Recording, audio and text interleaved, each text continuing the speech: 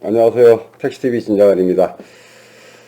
저번 방송 때 제가 타다 보험의 한계성이 있다고 말씀을 좀 드렸습니다. 그 부분들이 4월 12일자 일요신문에 단독으로 한번 실려서 좀 소개를 시켜드리고, 조금 더 저번에는 제가 확정으로 못 짓고 좀 설명을 좀 드렸었는데, 이번에는 조금 더 확정적으로 말씀을 드릴 수 있게 돼서 방송을 좀 진행을 합니다.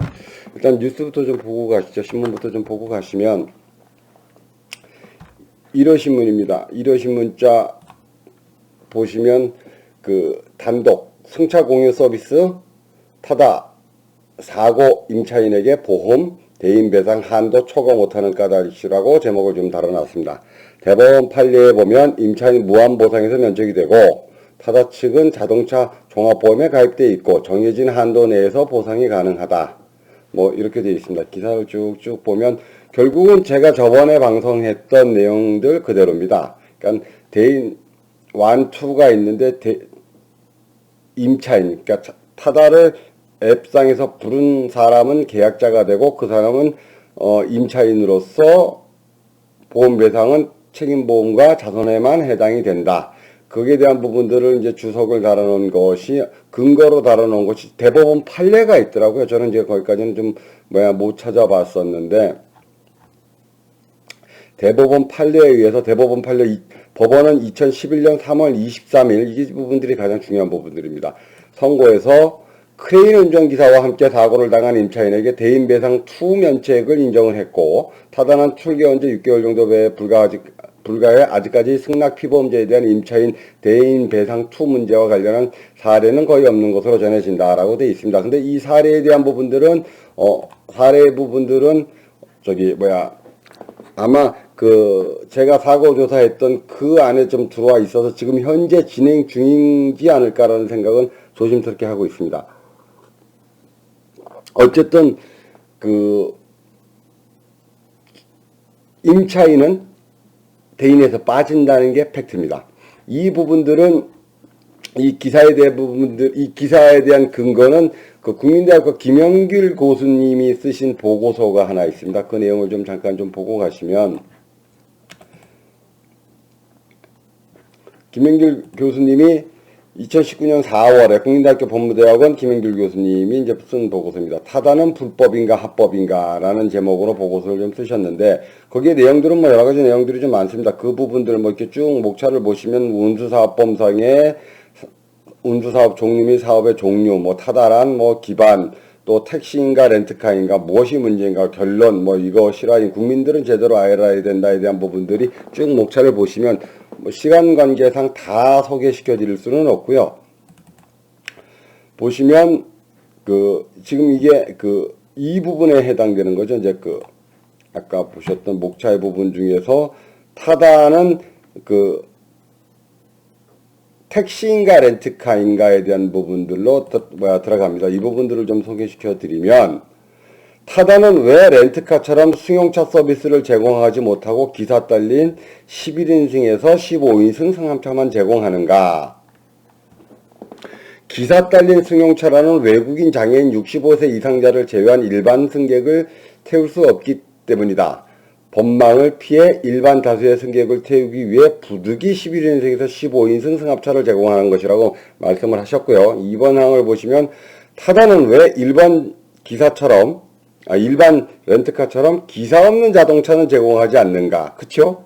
타다가 차만 제공하는 경우 없지 않습니까? 또 타다는 왜 일반 렌트카처럼 자동차 사용 종료 후 자동차 반납이라는 과정이 없는가?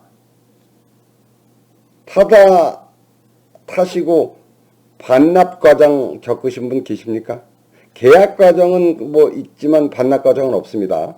그리고 타다는 왜 택시가 아니라면서 택시처럼 배회 영업을 하는 것인가? 배회 영업이라는 것은 이제 결국은 손님을 내려주고 차고지로 복귀해서 휴식이거나 아니면 차량에 대한 정비를 하는 것이 아니고, 그대로 다음 손님을 받기 위해서 손님이 내려준 근처 또는 정차할 수 있는 공간에서 가지고 있죠. 또 실질적으로 타다는 섹터 부분들이 좀 있습니다.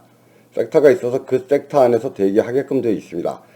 또 타다는 어떻게 5분, 10분 단위의 대여가 가능한가? 그러니까 결국은 5분, 10분 단위의 대여라기보다는 저건 승차라고 봐야 됩니다. 왜냐하면 타다 같은 경우에는 예를 들어 렌트카 같은 경우는 100m 이동이 불가능합니다.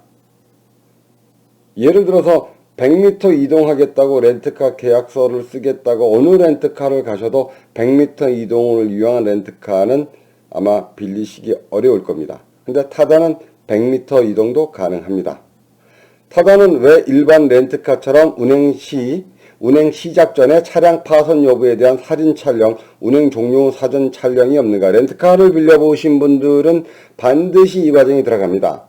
시작 전에 어떤 부위가 스크래치가 있는지 또는 어떤 부위가 파손이 되어 있는지인데 파손되는 경우는 거의 없고요. 스크래치, 그러니까 미비한 스크래치들은 다 체킹이 되어 있습니다. 그 부분들을 체킹된 부분들을 고객과 승객이죠. 그러니까 여기서 말하는 승객은 고객이 되는 겁니다. 고객과 확인을 시켜줍니다. 이 부분들은 스크래치가 나 있습니다. 그래서 나중에 반납하실 때 이 부분들 스크래치가 났을 경우는 제외하겠습니다라고 계약서에 분명히 명시를 합니다. 그런데 타다는 애당초 이 과정이 생략이 되어 있습니다. 왜? 택시기 때문에 그렇습니다. 택시 스크래치 났다고 또는 스크래치 났나 안 났나 확인하시는 분 보셨습니까? 없습니다.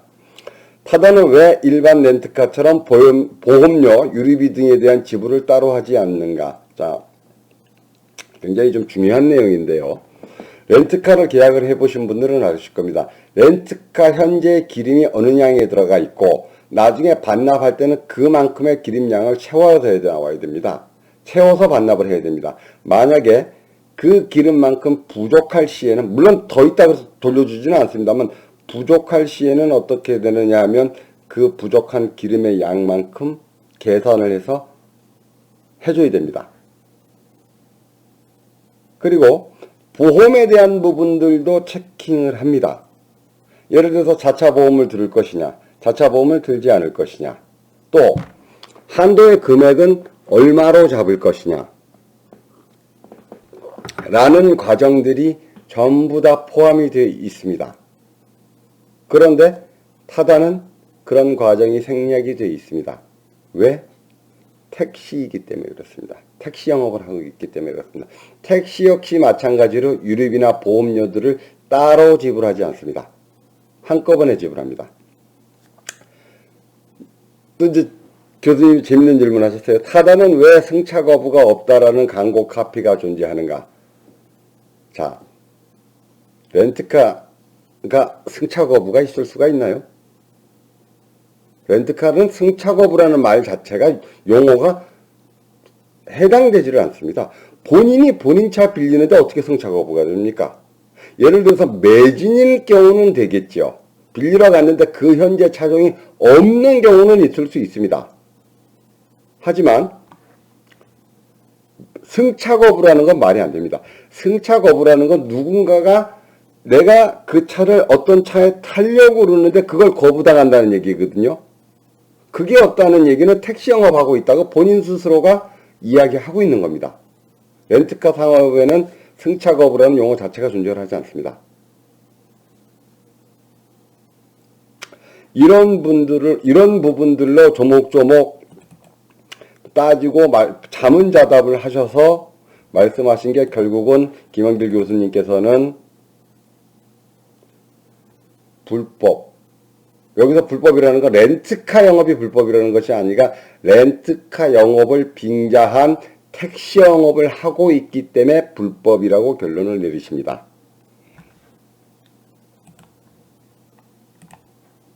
그러면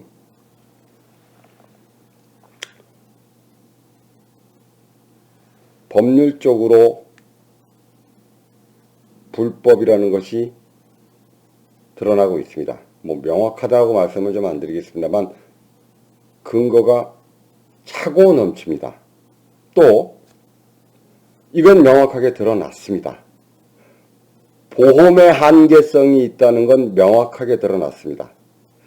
혹시 타다 측에서 보험의 한계가 있지 않다라고 근거를 제시해 주시면 방송 수정하고 정정하겠습니다. 대법원 판례에 아까 보시면 분명히 임차인에 대한 부분들은 면책 조건입니다. 대인배상 2에 대한 면책 조건이에요. 결국 무한배상이 어렵다는 이야기입니다. 제가 예전에 타다편 처음에 하면서 이런 말씀을 드렸습니다. 안전성이 보장되지 않는 이동수단에 대한 부분들은 비교 대상이 되지 않는다. 역으로 말씀을 좀 드리면 타다는 안전성에 있어서 심각한 오류가 있는 이동수단입니다. 안전성이라는 부분들은 내가 타고 가면서에 대한 과정도 중요하지만 혹시라도 중간에 일어나지 피치 못한 사정에 의해서 일어날 수 있는 것에 대한 대비책도 분명히 그 안전성에는 포함이 되는 겁니다. 그렇다면 저는 국토부 관계자들이나 검찰 관계자들한테 한번 여쭤보고 싶습니다. 안전성이 보장되지 않은 교통수단을 대중인들이, 시민들이 일반적으로 이용할 수 있게끔 놔두셔야 되겠습니까? 아니면 놔두지 말으셔야 되겠습니까? 우리나라에는 법률상으로 분명히 제재할 수 있는 수단들이 얼마든지 많이 있다고 생각을 합니다. 있습니다. 그러면 그 수단과 법률적 근거에 의해서 타다를 운행을 하게끔 만들어야 되겠습니까? 하지 말아야 되게끔 만들어야 되겠습니까? 타다는 현재 택시와 아주 유사한 99.9% 정도 유사한 택시 영업을 하고 있습니다. 그리고 또한 불안정한 보상 체계를 가지고 있는 보험으로 영업을 하고 있습니다. 렌트카 영업이든 아니면 택시 영업이든 어쨌든 영업은 하고 있습니다. 제 생각엔 렌트카를 빙자한 택시 영업을 하고 있습니다라고 말씀을 좀 하고는 싶은데 그렇게 드리지는 못하겠습니다만 어쨌든 보험에 한계성이 있다는 건 명확해졌습니다. 그렇다면 불특정 다수를 이동시키는 데는 아마 타다 측에서도 저한테 반론을 제기하지 못할 겁니다. 누가 부를지 모르기 때문에 불특정 다수가 맞습니다. 그러면 불특정 다수를 어떠한 목적지까지 타다 이야기로는 기사를 본인이 불러서 기사까지 포함한 렌트카를 부른다고 치지만 그 렌트카가 사고가 났을 경우에 보험에 대한 한계성이 있지요. 있다면 국토부 여러분 또는 검찰 여러분 어떻게 해야 되겠습니까? 저 영업을 그대로 둬서 시민들이 불안한 보장을 가진 이동수단을 이용하게끔 놔둬야 되겠습니까? 아니면 제재를 해야 되겠습니까? 또는 시민들이 그걸 명확하게 인지하고 타게끔 만들어야 되는 거 아니겠습니까? 저는 지금부터 그 작업을 시작을 하려고 합니다. 두 가지를 하려고 합니다. 첫 번째로는 시민들이 불안정한 보험을 가진 이동수단을 이용 못하게끔 막으려는 노력을 할 거고요.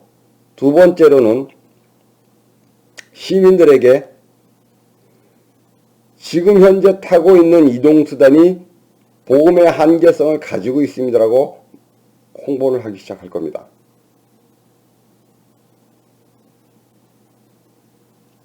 대한민국에 이러한 이동수단이 있다면 보험 또 법률상 그렇게 존재한다면 소비자는 그걸 알고 선택할 권리는 있습니다. 모르고 그냥 타는 것과 알고도 본인이 타는 것과는 다른 이야기입니다. 그 부분들을 조금 주목해 주셔야 될 필요가 좀 있습니다.